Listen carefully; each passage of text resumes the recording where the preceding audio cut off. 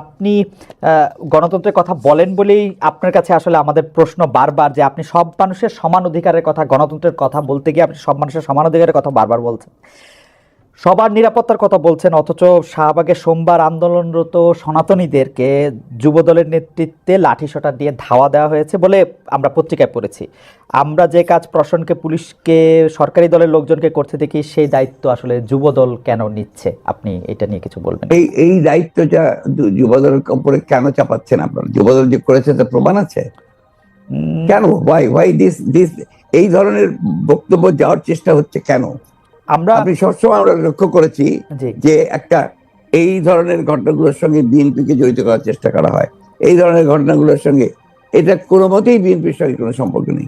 এটা হয়তো government, police, তারা করেছে এটা। আর সেই সঙ্গে আপনার সেই যারা আপনার হয়তো সেখানে ছিল তারা করেছে, যুবদলের কেউ এটার সঙ্গে জড়িত ছিল না। তার মানে যুবদলের পার্টি কখনোই ছিল না। তার মানে bdnews24.com এর যে রিপোর্টটা আমরা পড়ছি, সেই রিপোর্টের ক্ষেত্রে এই কথা বলা হয়েছে, তাহলে এটা আসলে ঠিক? আমি এই রিপোর্টের সঙ্গে একমত নই। ওকে, আমরা 5 আগস্টের পরে এইটা খুব দেখতেছি যে বিএনপির সমালোচনা করতেছেন জামায়াতের আমির। বিএনপিকে ইঙ্গিত করে এরকম কথাও বলা হয়েছে, তাদের তো নির্বাচনও লাগে না। আওয়ামী লীগ ইতিমধ্যে যা দখল করেছিল, আওয়ামী লীগ ফুটপাত থেকে শুরু করে সব বিএনপি দখল করে নিয়েছে। যা আওয়ামী লীগ 15 বছর সাজিয়েছিল তা দখল করে নিয়েছে, 80 ভাগ দখল করে নিয়েছে, ইত্যাদি ইত্যাদি। এই ব্যাপারটাকে আসলে পলিটিক্যালি আপনি কিভাবে দেখছেন? যে মানে আসলে মানে আমি পলিটিক্যালি ভাই ভিন্নভাবে দেখি। আমি ব্যক্তিগতভাবে আমি খুব পজিটিভ মানুষ, আর আমি আপনার ঠিক ওই নিন্দুকের পর্যায়ে পড়ি না ব্যক্তিগতভাবে। মেবি আমার পলিটিশিয়ান হিসেবে দুর্বলতা হতে পারে। আমি প্রত্যেকটা জিনিসকে আপনার সামনে ফরওয়ার্ড লুকিং দেখতে চাই এবং একটা পজিটিভ ভাবে দেখতে চাই। তো সেই কারণেই আপনার জামাত ইসলাম কি বললো না বললো, কবে কি বলেছে না বলেছে, এগুলো আমি খুব বেশি দেখি না। আপনাকে আমি সত্য কথা বলছি।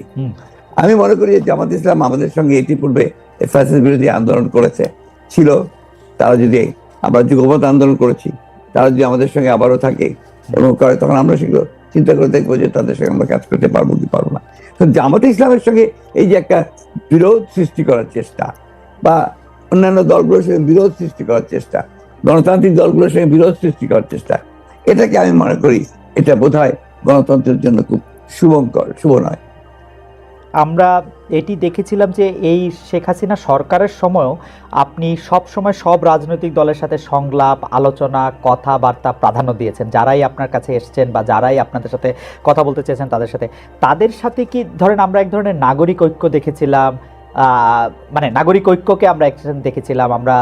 আমরা দেখেছিলাম যে ডক্টর কামাল হোসেনের দলের সাথেও আপনাদের একটা ওই ঐক্যগুলির বা ওই রাজনৈতিক দলগুলির সাথে বিএনপির কথাবার্তা বা প্ল্যাটফর্মটা এখন কেমন? মানে আমি আর নাম খুবই ভালো।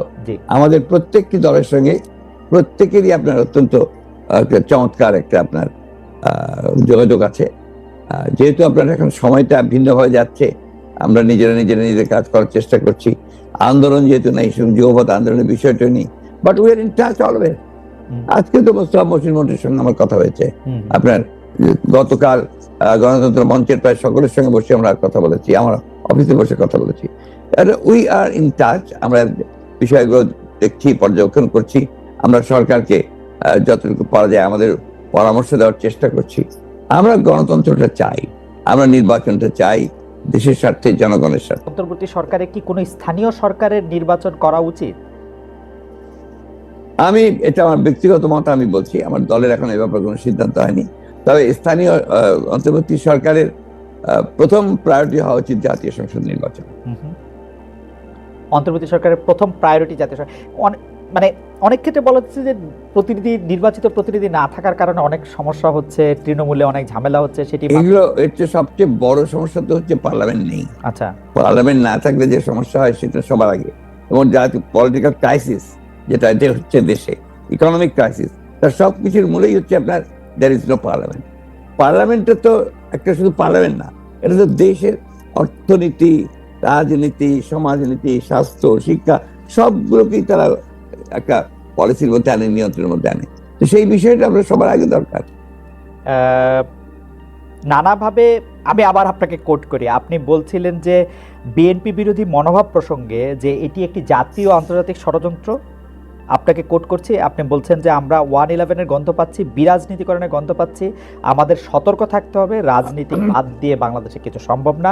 আপনার সেই শঙ্কা কি বাড়ছে না? কারণ এই সাক্ষাৎকারটি আপনি আসলে 2 অক্টোবর দিয়েছিলেন, 3 অক্টোবর প্রকাশ হয়েছিল এটি।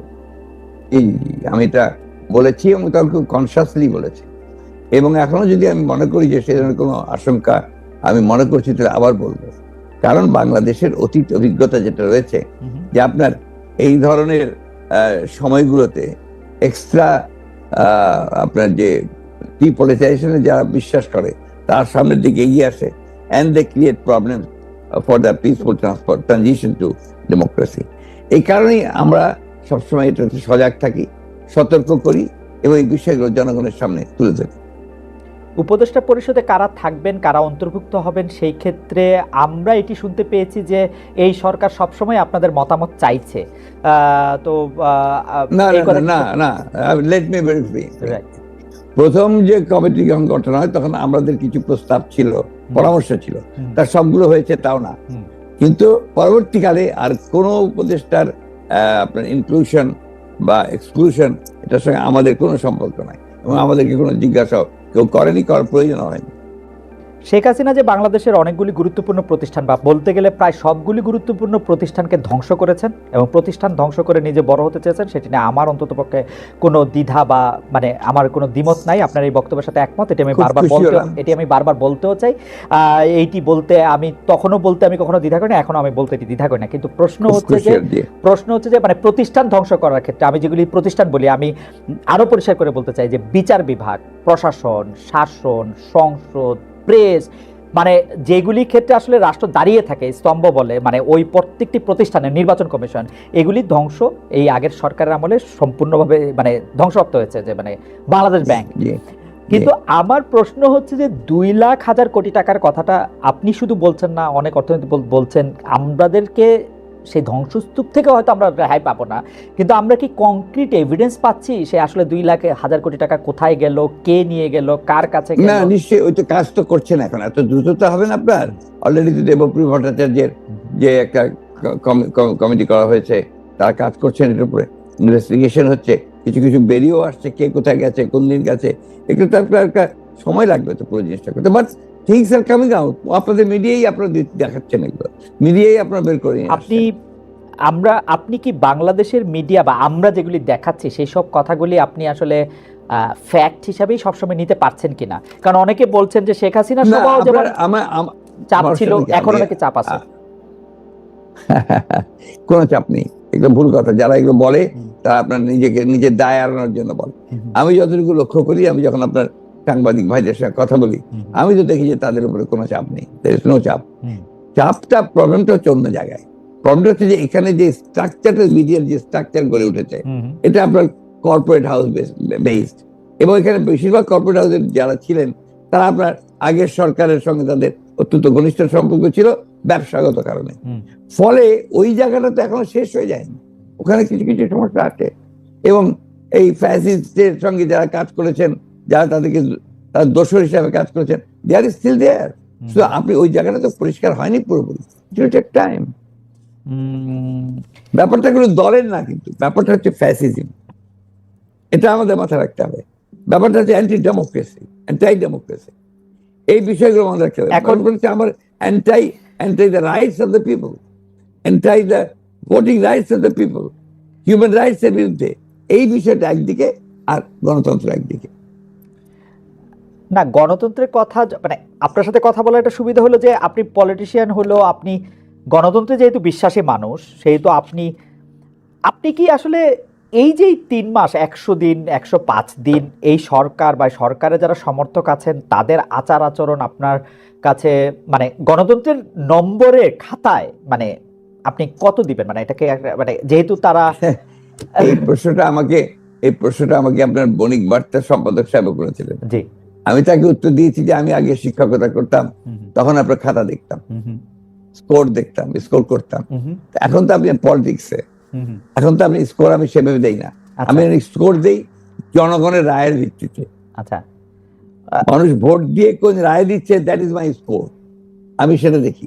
আমি মনে করি যে একটা আনফর্চুনেটলি কনসার্টেড ক্যাম্পেইন আর এফোর্ট যে এই সরকারকে হেয় প্রতিপন্ন করা, তাদেরকে ছোট করে খাটো করে দেখানো, এটা একটা আছে একটা সাইড থেকে, একটা কর্নার থেকে। তো এটা তো মারাত্মক। এই সরকারকে আমাদেরকে সহযোগিতা করতে হবে, তাদেরকে আমাদের সফল করার চেষ্টা করতে হবে। ভুল ত্রুটি তো থাকবেই, তারা তো আপনার অভিজ্ঞ, একেবারে রাজনীতি অভিজ্ঞ, রাষ্ট্রপ্রচার সবাই যে অভিজ্ঞ তা তো না, but they have the intention to do good. তারা ভালো করতে চায়, লেট আস সাপোর্ট দেম। আমাদের ছেলেরা এসছে এগিয়ে, তাদেরকে আমাকে সমর্থন করতে হবে, এটা বাস্তবতা। কেন সবসময় নেগেটিভ দেখবো? লেট আস সি ইট পজিটিভলি।